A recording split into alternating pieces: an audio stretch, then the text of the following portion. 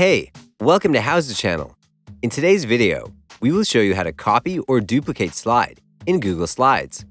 Google Slides has an option that will let you make a duplicate of an existing slide.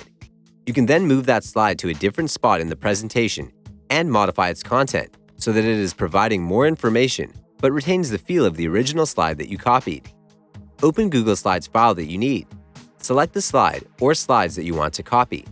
Right-click on them and choose Copy from the list. Go to a new Google Slides file. Right-click on the slide where you want to insert the slides. Choose Paste from the list. You will see a pop-up with options: Match styles in this presentation, Keep original styles, and Link and keep original styles. Click on the option that you prefer to apply it. If you want to duplicate the slides in the same presentation, select the slides that you need. Right-click on them and choose Duplicate Slides from the list. You can duplicate as many times as you need. If you want to remove the slide,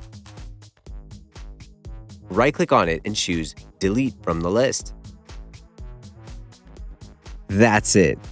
Thanks for watching the video. Please like it and let us know if you used any of our tips and tricks. Subscribe to our channel.